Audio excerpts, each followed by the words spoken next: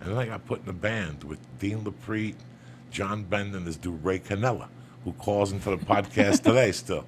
He so worked cool. he worked for Sci-Fi for 30 years, Ray Canella, and quit and opened up his own Sci-Fi fucking YouTube channel.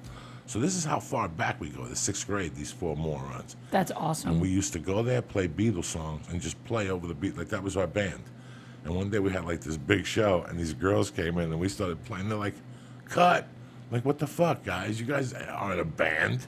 You're playing song. And they just walked out, and we fired the bass player, and that was the end of our fucking band. That Hilarious. Because it was his idea to put the fucking songs and do it. That's so funny. But I didn't know anything about performing arts. I didn't even know I was performing. I had no fucking idea. I just thought that everybody did it. You know, I don't know nothing. I don't. Because on paper, it doesn't seem like something you'd enjoy, performing arts. Like I know you act now, but just knowing your personality and what you did in your younger days, it doesn't seem like you'd be going up for plays and all that stuff. I like the acting. I really, really do like the acting. But I don't like that part of the acting, the breathing exercises. Well, that's the thing I was going to say, and yeah. the 4-year universities here on Right. Santa Monica. And, you know, even acting classes. There's some acting classes in L.A. that are basically cults. Totally. They're just little cults. And Ivana Chubbuck is the main one. Yeah. She has I mean, what she does over there is like fucking brutality to kids. It just shocks you because they're not tough skin like us. We have stand-up skin. Right. Stand-up skin. To have stand-up skin, you had to go through shit somewhere along the line. So true. Okay, stand-up skin is a little thicker than acting skin. Oh, for sure. Acting skin, they run around scared. We're stand-ups. You do what? Go fuck your mother. I got the club down the corner. I'll stand in that club until I get really funny, and I'll still eat your fucking lunch. So stand-up skin's a little thicker. These kids at this place on Highland, she abuses them. Like, they have to intern for free. They have to pay for fucking classes. You know, she tells you when you're ready to audition. What? No. Like, that's shit so funny. like that. It's so funny that you said that because I always say, when I first moved to LA, I wanted to act, right? And I used to go on auditions, whatever, and every once in a while I'd get something, but it wasn't like going great. And I started doing comedy, and then I loved stand-up. And I really just stopped caring about acting. I mean, I still like enjoyed it, but... You go to auditions and you still fuck them up if you have to. Yeah, but I just didn't care. Like, stand-up became like, I was like, oh, this is what I'm supposed to be doing. This is what I love. And then what happened is I did stand-up for a few years, and I really kind of pretty much quit acting. And then I started getting a lot of auditions because people would see me doing stand-up. And then when I started going to my auditions and completely not giving a fuck, I swear to God, Joey, started booking everything.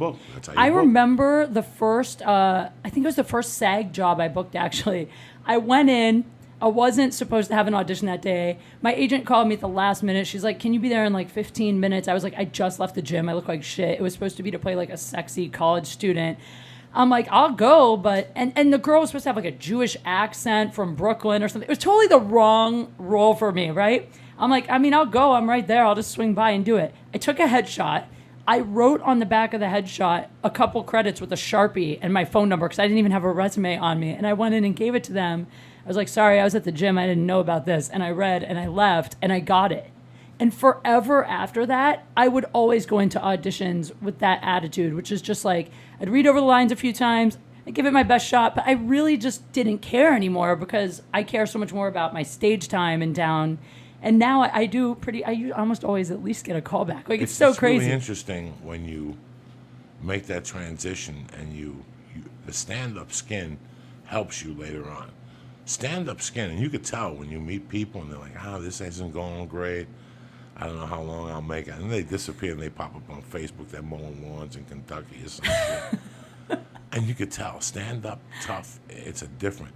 You know, I used to go to, the first acting class I went to was this guy on Monday nights, Frank. And he was on Gardner stages, not downstairs, but on the side. It's still there. Monday nights, 7 to 9. And he was a great teacher. You know, he taught different shit. And then I said, fuck this shit. Because I couldn't sit there. Monday nights in the late 90s was the hottest stand-up night in town. Oh, yeah? You had the Laugh Factory Latino night. You had the fucking improv was Freaky Monday. Freaky Monday was a white show that turned into a black show.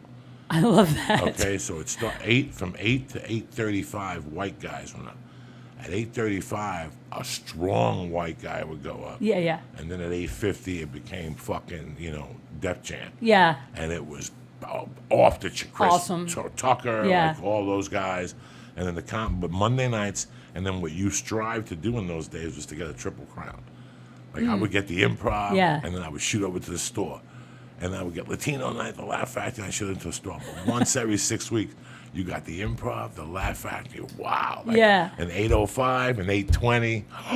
Are you kidding me? I'm out of there by hilarious. 9 o'clock, and I could play all 3 clubs. So Frank used to get pissed. So I stopped going to Frank. Huh. And then I hooked up with a black gay guy that had AIDS. And he was way towards the end. He was on Hollywood and Gower.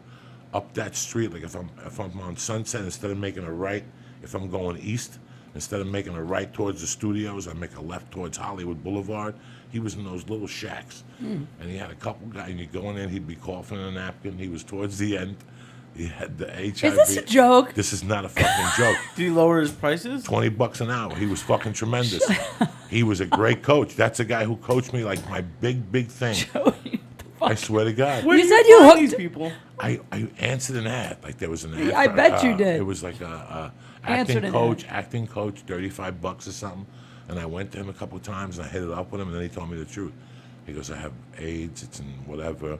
I don't know if I'm gonna live, but I was one of the best acting coaches in this town in the 70s, blah, blah, blah. And I was open-minded to him. And then one day I called, listen to how tough he was. One day I called him at 9:30 and I go, I got the biggest audition of my life. I don't know how I'm gonna do this. He goes, you know how you're gonna do this? You're gonna fucking go and get some soup for me and then come to my house. Feed me the soup and I'll help you with the lines. Aww. And that was the Travolta movie that I almost got, but then Travolta pulled out to do the Scientology movie. And then I went to Miami and I did a bunch of shit. When I came back, I lost contact with the guy. He was just a little black dude. That You was lost contact with him forever? You've never heard from him again? Never. I lost that. I had a fucking thing of numbers, and I had the car parked, and the registration was expired, and the car got towed, and they wouldn't let me back in the car unless I had the registration and Yes. title. So I lost everything. I went to his apartment. I mean, I'm one of those dudes. I'm the type of guy that I'll go to your apartment and knock on the door. Somebody had rented it. They said he moved. No way. So I don't know if he was with his mother, because he said he was thinking of moving with his mother. Did you ever get your car back? No, it wasn't really my car. It was somebody else's. I don't give a Somebody's car got towed and you just never got it back. It's just gone. We're going in like fucking Marines. You understand me? Welcome to church, motherfucker.